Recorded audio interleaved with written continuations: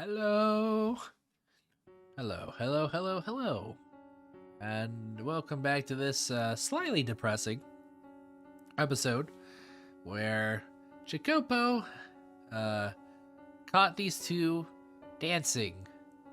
And he was angry about it because he thought the white haired girl had some sort of other intention.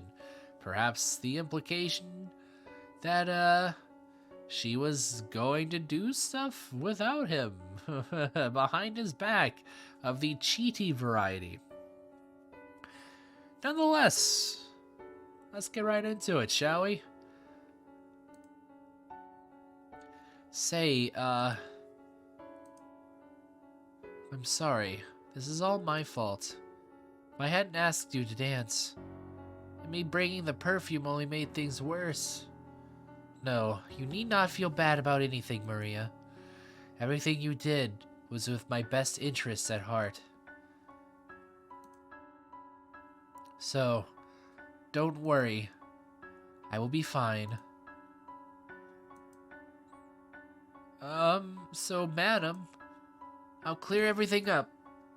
I really am to blame after all. He wouldn't even give you the time of day if you tried. He's a stubborn little shit when he's mad. Hey, speaking the truth, I'll talk to him. He's more likely to listen to me. Who the hell are you?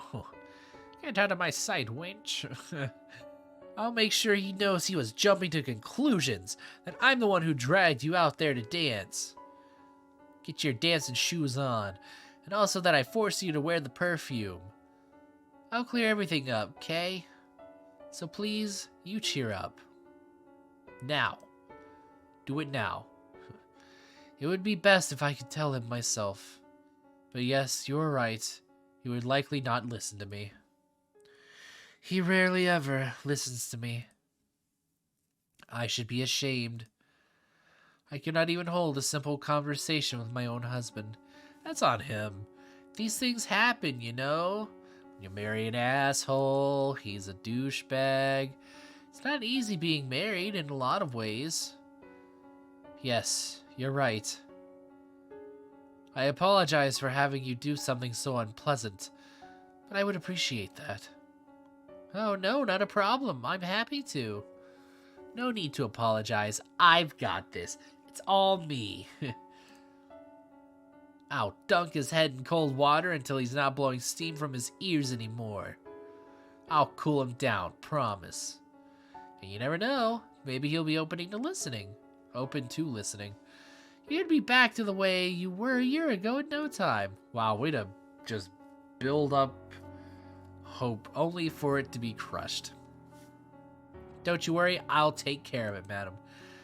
Be positive. You look so much better with a smile on your face. Yeah, she's not taking care of it in the slightest. Ain't no way. Alright. Thank you. I doubted Jacopo would even listen, or would listen even coming from Maria. And I imagine the white-haired girl felt much the same way. However, she grabbed onto that sliver of hope. She let herself dream. She let herself believe, even just faintly, that everything would go well. Such is human nature.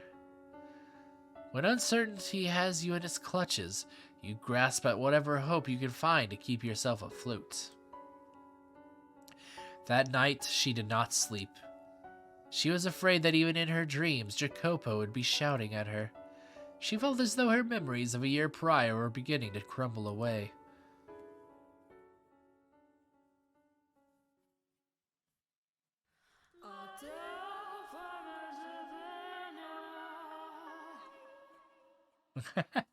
Oh. Oh. Alright, back to the billiard room. The next morning, Jacopo stood alone in the den by the billiards table. He appeared to be rather agitated. His face was twisted into a frown, his pointer finger tapping restlessly against the hard surface of the table.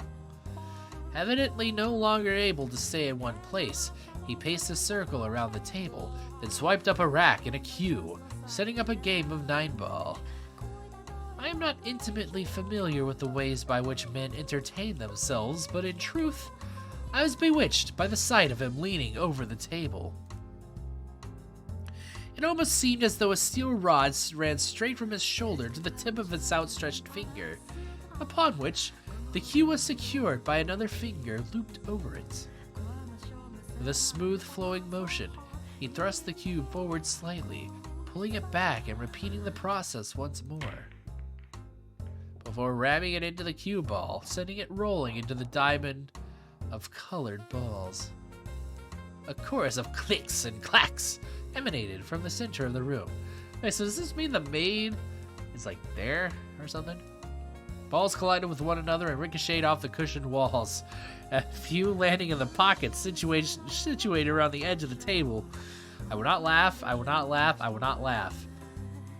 Jacopo appeared to have accomplished this with little trouble, but I imagine merely striking the cue ball with the stick would be rather difficult for someone inexperienced.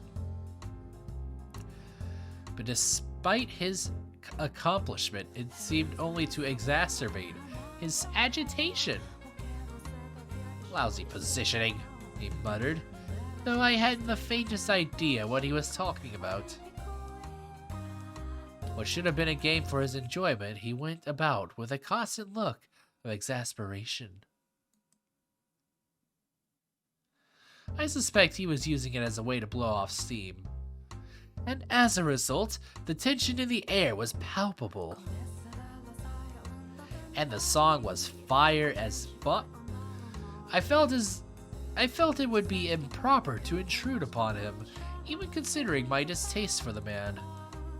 There was an undeniable beauty in every motion he made, every perfectly audible clack of billiards balls bouncing off one another. It was an enchanting sight. But then, someone without the slightest regard or appreciation for beauty came marching in with a hammer to shatter it like glass. Gotta say, that was pretty impressive. I guarantee this is Maria. A man leaned against the frame of the open door. Oh. He was neither a resident nor a worker of the mansion. The man's face was covered in scraggly stubble. Is that me? His body draped in grime-caked garments. Not me, I don't think. His eyes were sunken so deep it was as though I was looking at a fleshless skull, though there was a feral glimmer in them. Needless to say, he was not prim and proper. How long have you been there? Tommaso. Not long, but man, I can't help laughing. You were completely in your own world there. Damn, Tommaso doesn't get a Sprite. Justice for Tommaso. What do you want? And why didn't you send a maid for me? Don't be such a hard ass. We're strangers, man. Or we ain't strangers. Why should family have to go through the maids to see you? That just ain't right, brother. Your doors should always be open for family. Open up for a yawn? Yeah, open like a yawn. Whatever. Enough! That's what I'm saying. I am not your family. We're bound by something even stronger than blood. By our family, our Koska. Don't. You only ever bring up the Koska when it's in your interest. Oh, scary. Come now, what happened to you, little Jack?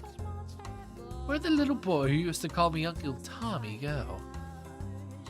Don't you dare use that godforsaken name. Get the hell out of my sight. What in God's name are you doing here? The man hailed from the same country as Jacopo. They had a peculiar relationship. Though they were not blood related, he referred to Jacopo as family. They came from a sunny island in the Mediterranean Sea, a place of many unique customs, and an entire underground society.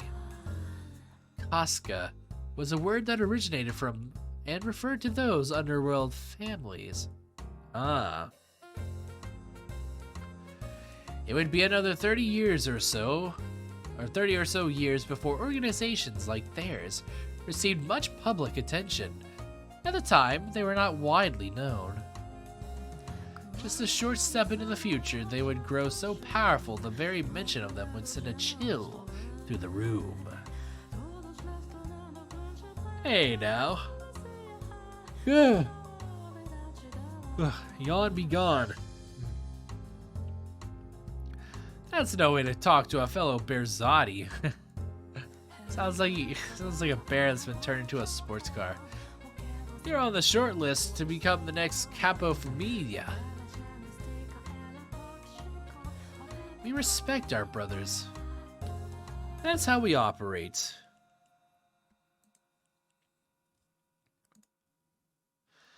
I could go home and say you threw me out of your house. How would you like those rumors to spread? The soon-to-be Capo Familia wouldn't even listen to a little request. I very much doubt anything you said could damage my reputation. I ain't been exiled yet. I heard no bell.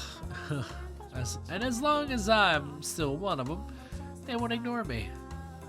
Oh, that's some mighty fine looking whiskey you got there. Don't mind if I do. Nothing here is for you to drink. Booze is my lifeblood, man. No love for a brother?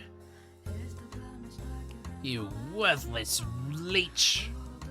It surely won't be long until you find yourself in exile. You're lucky enough to get off the hook with just exile, that is. A child could snap that scrawny neck of yours. Oh. If I'm gonna go, I'd rather go tied up, tortured for days, covered in tiny little cuts from head to toe.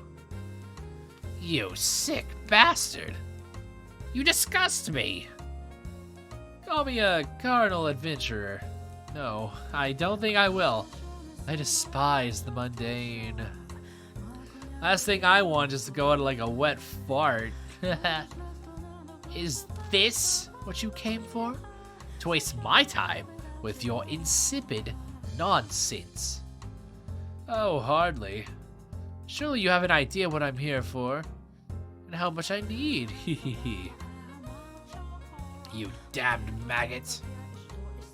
A worthless leech, a sick bastard, a damned maggot. Hee hee. What other names you got up your sleeve for me?